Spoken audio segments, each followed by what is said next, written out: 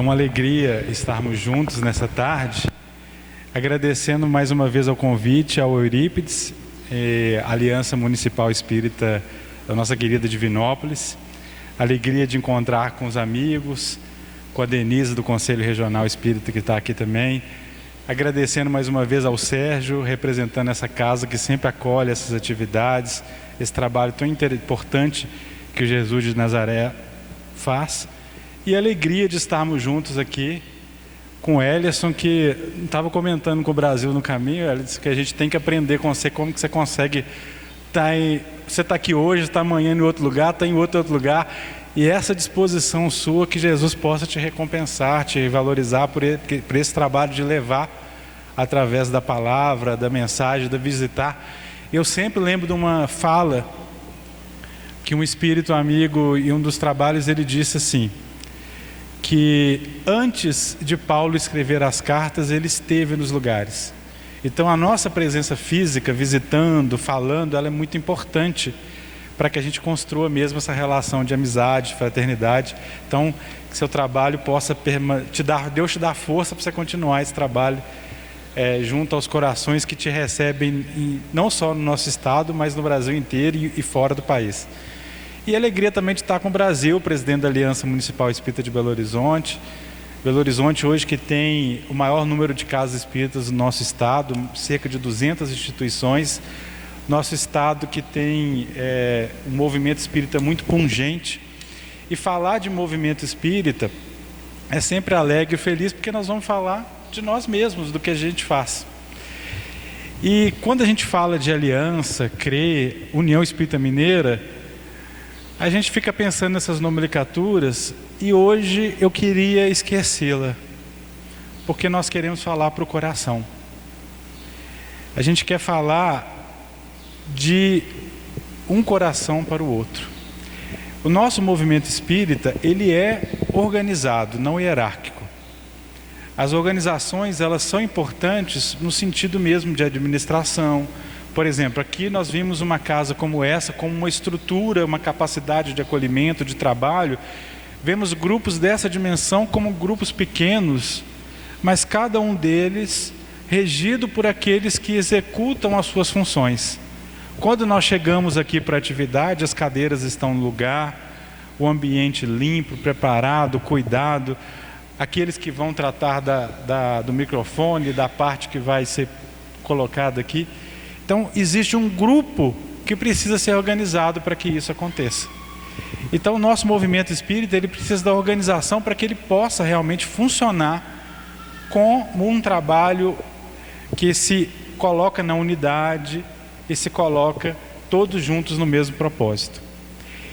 Mas nós vamos encontrar realmente os desafios que se encontram quando há uma liderança ou quando se há um grupo de corações voltados no mesmo propósito.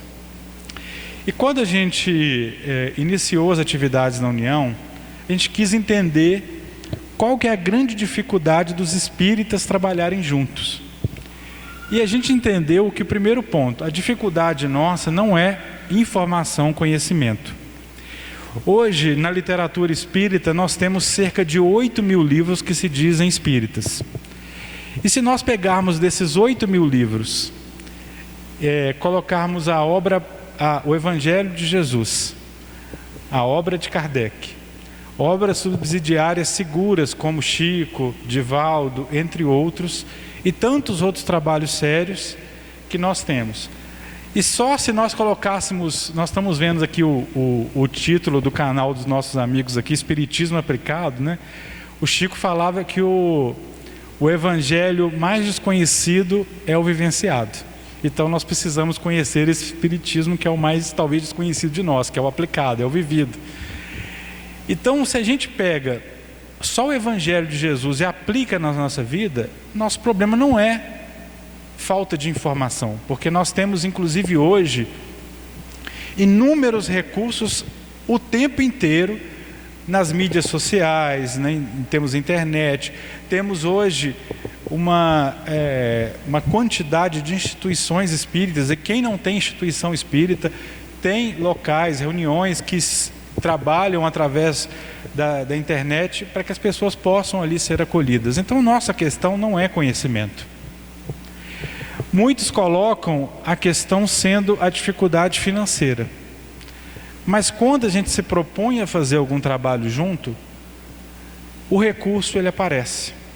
Quando a gente se movimenta, nós identificamos, por exemplo, quantas casas espíritas começaram com um saco de cimento, com a boa vontade de uma pessoa, e se tornaram instituições que hoje trazem um local tão preparado como esse para acolher, para receber as pessoas.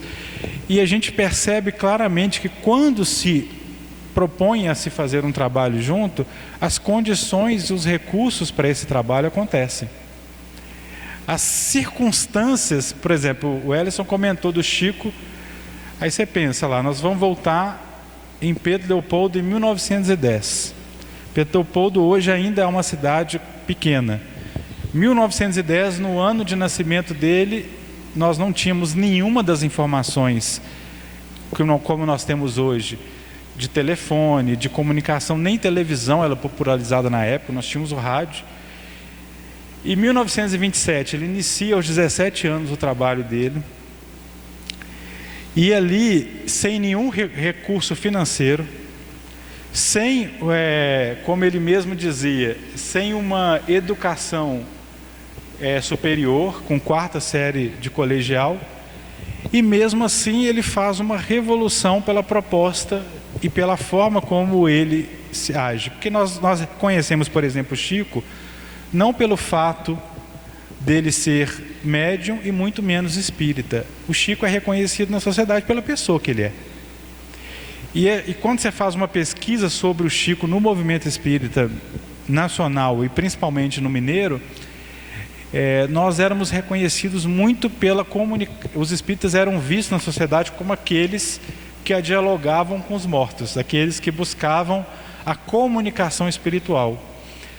E a posição do Chico trouxe também uma visão da caridade, do auxílio ao próximo, do amor, a presença de Jesus nas relações. Então nós vemos que uma pessoa transformada, ele conseguiu, que era uma preocupação dele, que ele dizia: Emmanuel, como que eu vou fazer livro se eu não tenho recursos, se eu não tenho dinheiro?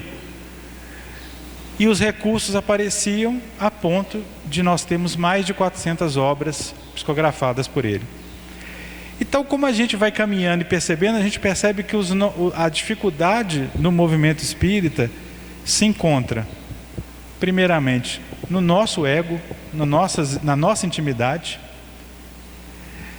no sentimento de poder, de posse, e um ponto que é o que nós vamos tratar hoje com mais profundidade, que é no ponto das relações.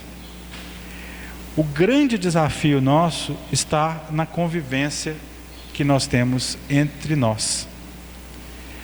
Nós recebemos o Espiritismo, como está aí no Livro dos Médiuns, com a proposta de transformar a moral da humanidade. O Espiritismo ele veio nos explicar, como a gente gosta de falar, uma prova com consulta. Imaginamos nossos jovens vão lá fazer o Enem e fazem o Enem com uma consulta já. O Espiritismo ele explica o motivo de estarmos aqui, por que nós estamos aqui e o nosso papel quanto nós estamos encarnados.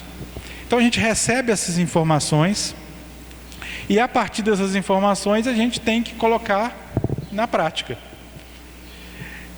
Então, se a gente vai analisar esse sentimento, a gente vai perceber o seguinte: por que essa dificuldade que nós temos? E eu vou dizer para vocês assim, como a gente não quis trabalhar esse sentimento de nomenclatura, mas falar de relação, a gente quer entender realmente, e o objetivo de se pensar, por que essa dificuldade que muitas vezes nós encontramos mesmos de nos relacionar.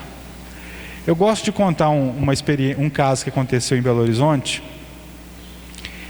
que um companheiro começou a frequentar uma casa espírita como essa, uma casa muito bem estruturada, um trabalho muito grandioso, e ele era uma pessoa muito simples, e conhecia o Espiritismo, E ele mesmo dizia que não tinha estudo, mas encontrou no Espiritismo uma ferramenta que o levou a estudar, a conhecer, a buscar conhecer o Espiritismo e principalmente melhorar a si mesmo. Colocou na sua vida uma meta de que ele ia ser uma pessoa melhor. Porém, aconteceu o seguinte: numa reunião de estudos que a casa oferecia, que ele participava, começou a participar um senhor. E ele narra que ele teve uma aversão instantânea àquele coração. Quando aquele moço chegou na reunião, ela falou que a vontade dele era sair dali, era ir embora, sair e abandonar, porque ele não conseguia conviver no ambiente que aquele coração estava. E ele, com esse propósito de ser uma pessoa melhor, ele falou: não, eu vou esperar. E foi convivendo com aquilo, mas com aquele sentimento de aversão àquele senhor que ele nunca tinha nem conversado, não conhecia.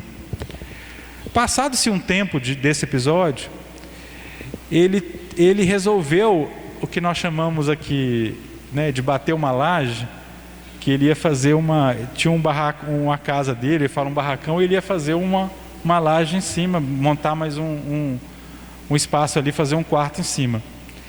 E aquele costume que muitos lugares fazem, ele foi convidar os amigos do trabalho, do centro espírita, para que pudessem estar juntos com ele ali, a fazer um lanche, um churrasco, né? Uma coisa assim. E marcou um sábado, 7 horas da manhã, para que todos estivessem ali juntos. E ele diz o seguinte, que chegou no sábado, tudo preparado, não chegou ninguém. E para assombro, que ele não esperava aquilo nunca, qual é a única pessoa que aparece?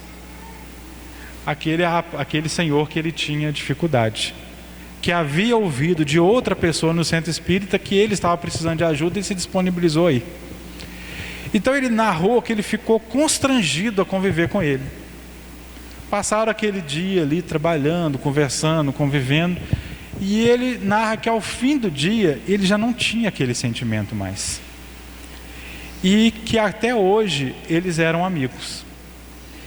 Quando ele contou esse caso, a gente entende, percebe que a convivência, que a gente muitas vezes observa, e se falado muito isso no Espiritismo, que a gente nasce no lar com aqueles que muitas vezes, as afinidades, aqueles corações afins, mas também com as adversidades que chegam ao nosso encontro no ambiente doméstico, para que a gente possa ali juntos fazer essa aproximação, essa reconciliação. Mas será que também nos ambientes espíritas nós não temos esses momentos e que nós vamos encontrar muitas vezes com pessoas que nós tínhamos dificuldade no passado, para com eles caminharmos juntos? Porque a grande questão dessa reflexão que a gente faz é que nós já acompanhamos, para grande tristeza, muitos trabalhos espirituais sérios que eles deixaram de acontecer ou se perderam pela dificuldade das pessoas de se comunicarem. Por isso é que a relação, ela é algo extremamente importante no nosso trabalho espiritual. Espiritismo, se ele veio transformar a moral da humanidade, ele veio nos ensinar a sermos pessoas melhores. E a forma como nós vamos ser pessoas melhores é utilizando aquilo na prática e muitas vezes convivendo com aquele que tem um pensamento diferente ou um sentimento diferente nosso. Há um caso, por exemplo, pouco conhecido da biografia do Chico, porque é uma pessoa ligada a ele. Ele tinha em Pedro Leopoldo um companheiro que ele tinha estudado com ele, e esse companheiro também participou da fundação, da ajuda dele de constituir o Centro Espírita Luiz Gonzaga, lá em Pedro Leopoldo, que foi o primeiro centro que o Chico fundou lá. Esse amigo, ele tinha uma esposa que tinha pavor ao espiritismo. E segundo alguns, a conversa que se tinha no grupo é que ela não iria conseguir entender o espiritismo nessa vida. Só que ela começou a ter um hábito um pouco preocupante, que quando seu marido saía para as reuniões, ela pegava os livros espíritas dele, ela ou rasgava o livro ou queimava. E livro, hoje nós temos a facilidade da informação do livro, tudo, mas naquela época o livro não era uma coisa tão fácil de conseguir. Muitas vezes tinha que vir para Belo Horizonte, para ir para lá, para vir de São Paulo. Então, os poucos livros que já tinham, ela tinha esse hábito. E ele com aquele sentimento, mas ele era uma pessoa realmente muito boa, muito sincera no propósito. Um dia ele teve, nas suas orações lá, pedindo uma inspiração aos amigos espirituais, ele teve a sugestão de dizer para ela o seguinte: você vai ler o livro, antes de que você vai queimar, você vai rasgar, mas antes você vai ler a página. Então ele fez um combinado com ela, para não terem briga na relação, ela podia queimar e rasgar o livro que ela quisesse, mas antes ela tinha que ler a página. E isso foi acontecendo, até que um dia, para surpresa de todos que participavam da reunião de Luiz Gonzaga, Chico vê ela entrando junto com o marido para participar da reunião. Então, quando a gente fala, e o Ellison falou isso muito bem, a questão nossa trata da mudança pessoal. Quando numa entrevista que o Chico fez o saudoso nosso companheiro Herculano Pires, o Herculano pergunta para o Chico sobre a questão do momento que nós vivíamos relacionado à questão ambiental, à questão ecológica. E Emmanuel manda o Chico fala que Emmanuel diz para ele que a questão do ecológico, como tantas outras, ela tinha um ponto que poderia ser resolvido a partir do momento em que há uma transformação moral individual. Porque quando a pessoa se transforma intimamente, ela passa a respeitar o meio ambiente, ela passa a respeitar o outro, ela transforma o ambiente onde ela está inserida. Então nós, como espíritas, nós precisamos entender que a casa espírita, ela serve como esse laboratório para que a gente possa ali aprender a conviver, a amar, a entender o outro, para utilizar aquilo do lado de fora, mas também para entender aqueles que caminham conosco do lado de dentro. Hoje nós vivemos uma ideia de movimento espírita que infelizmente se torna dividido porque nós colocamos os interesses pessoais muitas vezes à frente da proposta do Cristo. No Livro dos Espíritos está claro lá que a característica que os espíritos superiores procuram em nós é o desinteresse pessoal. Quando a pessoa ela não tem interesse, porque assim, vamos falar honestamente, se a gente sair aqui agora e formos às casas espíritas aqui da região de Divinópolis e perguntarmos para alguma delas, do trabalhador ali, ou dirigente, alguma coisa, quem que é o presidente da Federação Espírita Brasileira? Eu digo para você que pelo menos 90% das pessoas não vão saber.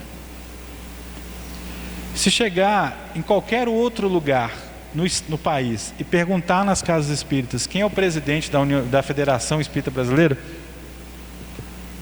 tão pouco. Não que o cargo não tenha importância, mas por quê? Porque a nossa preocupação de muitas vezes se concentrar no cargo não é o papel. Nós temos que nos preocupar naquilo que nós fazemos de melhor. Os cargos, como o Ellison falou bem, eles são transitórios, eles são passageiros. Nós somos uma minoria que, segundo o último censo, nós participamos de 2% da população do Brasil. Então, se a gente divide entre nós, como que nós vamos conseguir fazer o papel que nos cabe? Uma casa dessa, com as portas abertas, quantos corações aqui, como o Sérgio estava comentando conosco, vão ser recebidos com sentimento de autoextermínio, com uma depressão, um pai que muitas vezes perdeu um filho, uma mãe que perdeu um filho. E nós temos que unir as nossas forças para acolher aqueles que sofrem, aqueles que esperam do Espiritismo o melhor de nós. Então quando a gente fala de união dos espíritas, a gente pensa que que talvez o mais difícil que seja nós termos uma base segura que se encontra em Jesus e Kardec, nós já temos. Mas o que nós precisamos realmente, talvez, é colocar esse espiritismo vivenciado e entendendo essa questão que nós precisamos ter, que é o princípio, a base. Nós somos procurados muitas vezes por casas espíritas que brigaram entre si e montaram outro centro. E as pessoas chegam com essa fala para nós com uma felicidade enorme. Montou mais um centro espírita. Eu particularmente, eu entendo que isso, os amigos espirituais entendem como uma forma de lidar com o menos pior.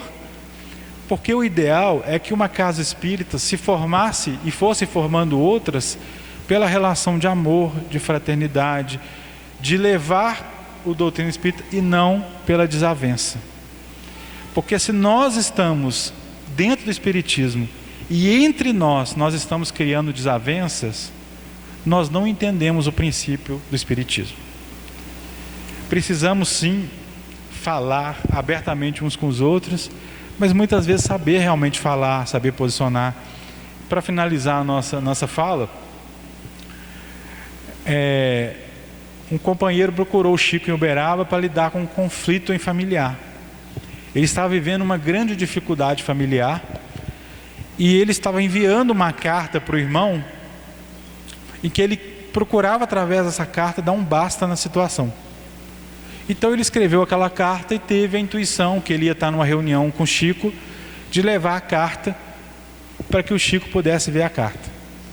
Então ele foi e falou com o Chico: nós estamos tendo uma divergência familiar e isso está afetando todo mundo, a gente está vivendo um momento muito difícil e eu estou mandando essa carta para o meu irmão para a gente resolver. Aí ele narra que o Chico pegou a carta na mão. O Chico tinha um hábito de estar com óculos aqui, ele olhava, sabe, por cima do óculos assim. O Chico leu, passou a mão na carta, olhou para ele e falou com ele assim: meu filho, você está precisando só pôr um pouco mais de mel nessa carta. Fale com mais doçura, fale com mais carinho. Aí ele refez a carta, mandou para o irmão e a situação resolveu.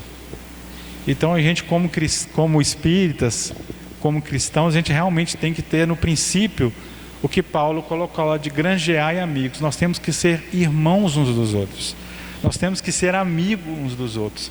Nosso sentimento ele tem que ser de família, porque quando nós nos colocamos nessa situação, nós não podemos impedir a obra do Cristo, mas infelizmente nós podemos atrasar.